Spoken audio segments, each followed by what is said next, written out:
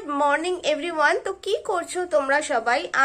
আমি তোমাদের সাথে শেয়ার করেছিলাম যে আমি আর মা যাব একটা ইনভিটেশনে। তো তার জন্য মা আজকে ছুটি নিয়েছে আর মা প্রায় রেডি হয়ে গেছে।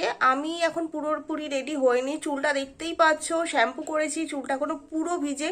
তো এখনো চুলটা সেই জন্য আমি ক্লিপ দিয়ে একটুখানি আটকে রেখেছি, কারণ আমি ভাবছি আমি পুরো মেকআপটা করে নিই আর রেডি হয়ে নিই কমপ্লিটলি, তারপরে আমি চুলটা খুলবো। আপাতত একটু চুলটা উঁচু করে রেখেছি ক্লিপ দিয়ে হালকা করে, কারণ ভিজে চুল বাঁধা উচিত নয়, কিন্তু আমি জাস্ট এটা ক্লিপটা দিয়ে আটকে রেখেছি চুলটা, কারণ চুলটা পুরো ভিজে। এখন যদি আমি চুলটা ছেড়ে রাখি পুরো ড্রেসটা আমার ভিজে যাবে। তো আপাতত আমি রেডি হয়ে নিই, আবার আপনাদের সাথে আবার আমার দেখা হচ্ছে। ভালো কাটুক আপনাদের সকলের দিনটা। Thank you. তো বন্ধুরা, আমি চলে এসেছি যেখানে এই ওকেশনটা হচ্ছে। তো মা এবং অন্য সমস্ত যারা গেস্ট আছেন তারা পাশের অন্য রুমে আছেন।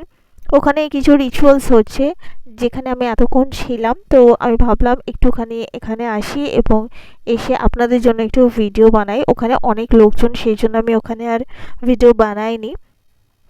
তো এই রুমটা একদম ফাঁকা ছিল, 2-4 জন খালি ছিলেন। তো সেই জন্য আমি ভাবলাম এখানে এসে একবার আপনাদের সাথে ভিডিও শেয়ার করি এবং আপনাদেরকে একটু এই রুমটার ভিউটা দেখাই। এই যে আমি এখানে আজকে একটা শাড়ি পরে এসেছিলাম।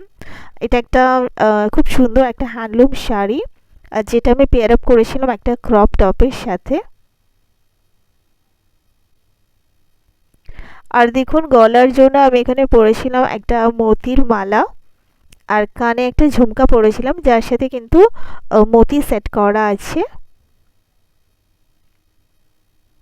তো দিনের বেলার জন্য আমি হালকা ফুলকাই মেকআপ করেছিলাম, একটু লিপস্টিক, মাস্কারা, আইলাইনার আর ফেসে আমি একটু বিবি ক্রিম লাগিয়েছিলাম। একবার আমি আপনাদেরকে একটু রুমটা দেখিয়ে দিই। এই যে সাইকেলটা, এটাও একটা গিফট পেয়েছে। এই যে ওই রুমে হচ্ছিল সমস্ত রিচুয়ালস। তো বন্ধুরা, আজকের এই ভিডিওটা আমি আপাতত এখানেই শেষ করছি। এখানে কি খাওয়া দাওয়া হয়েছিল, লাঞ্চ ছিল, লাঞ্চে ইনভিটেশন ছিল আমাদের। তো কি মেনু হয়েছিল সেটা আমি নেক্সট ব্লগে আপনাদের সাথে ডেফিনেটলি শেয়ার করব। আশা করি আপনাদের ভালো লাগবে। তো আজ আসি, আপনারা সবাই ভালো থাকবেন।